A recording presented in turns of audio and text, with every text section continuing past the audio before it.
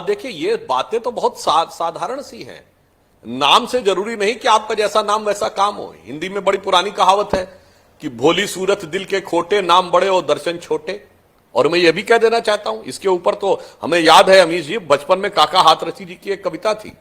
उन्होंने कहा काम धाम का नहीं है नाम से सामंजस्य, किसी पार्टी के नहीं झंडा राम सदस्य, और नाम बदल लो कितना न बदले भाग्य की रेखा, स्वर्ण सिंह के हाथ में कड़ा लोहे का देखा। ऐसा उन्होंने एक हास्य व्यंग में कविता लिखी थी जिसका सिर्फ यह अर्थ था कि कोई नाम बदलने से कोई सोचे कि मेरा सब कुछ हो जाएगा। उन्होंने कहा था दूर युद्ध से भागते नाम बड़े रणधीर, और भाग्य चंद की आज तक सोई है तकदीर। तो ये एक सिंपल सी बात मैं कहना चाह रहा हूं, कोई सोचे कि नाम से मैं सारा का सारी चीज वो कर लूंगा। अभी देखे चरण सिंह सापरा जी जोशो जुनून में क्या बोल गए, कहते इंडियन नेशनल कांग्रेस वो है जिसने ईस्ट इंडिया कंपनी को भगाया था। भाई साहब ईस्ट इंडिया कंपनी का राज 1857 में खत्म हो गया था और कांग्रेस बनी 1885 में, मतलब 38 साल पहले पैदा होने से पहले भगा दिया। तो गजब का तर्क देते हैं आप लोग। और इंडियन नेशनल कांग्रेस बनाई गई थी इसलिए कि 1857 के स्वतंत्रता संग्राम के कारण जो स्थिति हुई थी, अंग्रेजों को लगता था कहीं दोबारा वो ना हो जाए, तो एक सेफ्टी वॉल्व की तरह। और ये मैं नहीं कह रहा हूं, इनके द्वारा पोषित राइटर विपिन चंद्रा और तमाम वामपंथी इतिहासकार भी कांग्रेस की सेफ्टी वॉल्व थ्योरी रख चुके हैं, ताकि जैसे प्रेशर कुकर होता ना, प्रेशर ज्यादा हो जाए तो वो सेफ्टी वॉल्व निकलता, थोड़ी हवा निकल जाती है, वैसा करने का प्रयास किया जाता था। और इसीलिए मैं चुनौती से कहता हूं, 1885 में बनने के बाद कांग्रेस ने 1930 तक पूर्ण स्वराज्य को कभी अपने प्रस्ताव में आने नहीं दिया।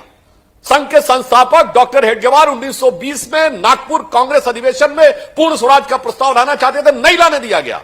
चूंकि अंग्रेजों के हिसाब से चलना था, इसलिए 35 साल लग गए इनको, जिसको आप कहते हैं स्वतंत्रता की लड़ाई, यानी पूर्ण स्वराज की बात कर। अमित जी जी अब मैं आज की बात कहता हूं। जी चरण एक सेकंड, चरण सिंह सापरा का रिप्लाई हो जाए इसके ऊपर, क्योंकि वो 35 साल पहले चले गए थे। चरण सिंह सापरा बोलिए, रिप्लाई। देखिए अमित जी ऐसा मैंने यही तो बात की ना। इनको आज पर सवाल पूछो तो ये 90 साल पीछे चले जाएंगे। ये वही लोग हैं जिनके पूर्वजों ने अंग्रेजों की दलाली की है, तो ये कैसे समझेंगे ये तमाम सारी बातों को।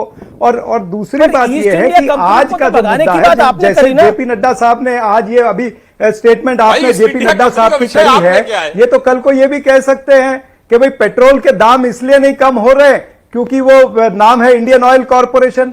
ये तो ये भी कह सकते हैं कि फूड कॉर्पोरेशन ऑफ इंडिया है, इसीलिए जीवन आवश्यक वस्तुओं के दाम बढ़ गए हैं।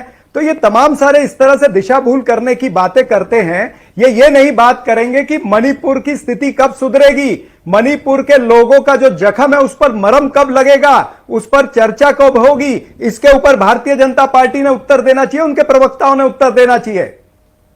जी सुधांशु त्रिवेदी 30 सेकेंड, देन महुआ माझी। हाँ ठीक है।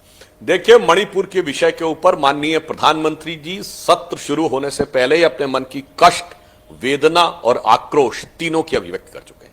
आज गृह मंत्री अमित शाह जी ने सदन में ही कहा है हम तैयार हैं चर्चा के लिए, और आज उन्होंने एक लिखित पत्र भी भेजा है विपक्षी दल के दोनों नेता प्रतिपक्षों को, राज्यसभा और लोकसभा को लिखित में भी भेजा है। यानी हमने कहकर भी कहा है गृह मंत्री जी ने, और लिखित में भी कहा है, और कहा कि बैठकर इसका समाधान निकालिए, चर्चा करिए। हम चर्चा को तैयार है। आप कहते नियम 176 की तरह नहीं, नियम 267 की तरह चर्चा करेंगे। ये तो वो बात हो गई अमीश जी कि कोई ये कहे कि हम परीक्षा भवन में बैठ के परीक्षा का उत्तर पुस्तिका लिखने को तैयार हैं, मगर ये वाला कलम नहीं, तो वो वाला कलम नहीं, तो हम नहीं लिखेंगे। और फिर हम कहेंगे हमें उत्तर महुआ माझी जेएमएम से मैं उनका रुख करता हूं। भारतीय जनता पार्टी